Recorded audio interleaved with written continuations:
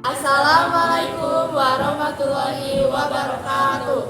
Kami di sini akan menjelaskan tentang siklus oksigen dan siklus karbon. Saya Divayu Putriana Rusadi dari absen 9. Saya Simardia Semawira Tantra dari absen 33. Saya Amelia Octavia Ramadhani dari absen 4. Di sini kami akan menjelaskan tentang pengertian siklus karbon dan oksigen. Siklus karbon adalah siklus biokimia ketika karbon dipertukarkan antara biosfer, geosfer, hidrosfer, dan atmosfer.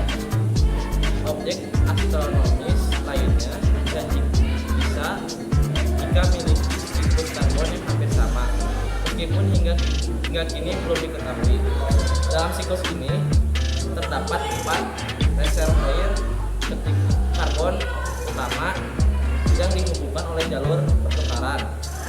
Reservoir tersebut adalah atmosfer, geosfer, terestrial, biasanya termasuk pula fresh water system dan material non hayati organik seperti soil, karbon atau karbon tanah.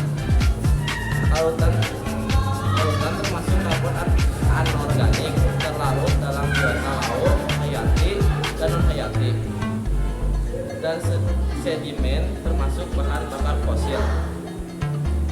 Siklus oksigen adalah salah satu siklus biokimia di mana proses ini membentuk siklus yang melibatkan biosfer atau lingkungan hidup, litosfer, atmosfer, dan hidrosfer.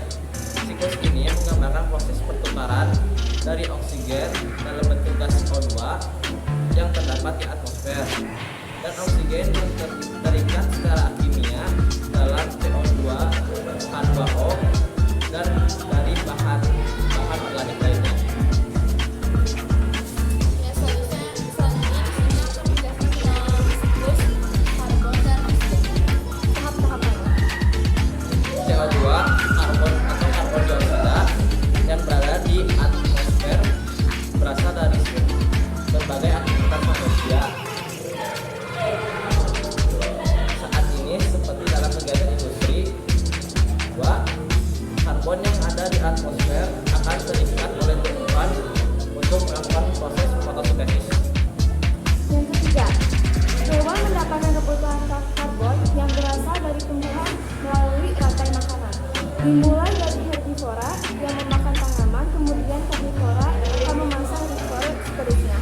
Yang keempat, jasad hewan yang sudah mati atau urin fesesnya akan hancur menjadi detritus. Kemudian detritus akan dimakan oleh detritivor kemudian sehingga memperoleh kebutuhan karbon. Selain itu, decomposer yaitu bakteri pengurai akan menguraikan karbon organik gas mati sehingga menjadi karbon anorganik. Yang kelima, bahan anorganik akan kembali lagi ke dalam karbon organik yang sudah terurai dari jasad mati kemudian tertimbun secara terus-menerus hingga membentuk bahan bakar fosil. Bahan bakar fosil ini merupakan salah satu bahan bakar yang menggunakan sebagai sumber energi dari aktivitas industri. Dan batu bara merupakan bahan bakar fosil yang mengandung karbon paling banyak. Selanjutnya untuk tahap ke-6 diketahui pada siklus karbon daratan, proses pengubahan CO2 menjadi karbohidrat dan pelepasan oksigen dilakukan oleh tumbuhan darat. Namun di daerah perairan, peran ini dilakukan oleh organisme-organisme fotoautrof perairan, contohnya seperti fitoplankton. Selanjutnya di sini saya akan menjelaskan fungsi dari siklus karbon dan oksigen. Manfaat daur karbon oksigen adalah untuk menyediakan dan menyeimbangkan komposisi karbon dan oksigen di udara. Karbon dioksida ditumbuhkan tumbuhan untuk melakukan fotosintesis yang menghasilkan zat amonium dan oksigen yang berguna bagi kehidupan makhluk hidup lainnya, sehingga makhluk biasa bisa melakukan aktivitas menghasilkan energi dan melepaskan kembali unsur karbon ke udara. Jadi kesimpulannya, daur karbon dan oksigen terlibat dari proses respirasi dan fotosintesis. Karbon dioksida alam berasal dari fotosintesis makhluk hidup yang bernapas dan makhluk hidup yang mati. Kemudian menjadi fosil. Fosil menyimpan banyak karbon. Ini sebabnya pembakaran bahan fosil menghasilkan banyak karbon di udara. Sedangkan oksigen berasal dari hasil proses fotosintesis. Jika proses fotosintesis mengalami penurunan, maka ini akan mengganggu keseimbangan karbon dan oksigen di atmosfer. Sekian dari kelompok kami. Mohon maaf apabila ada kesalahan kata atau penjelasan yang kurang. Wassalamualaikum warahmatullahi wabarakatuh.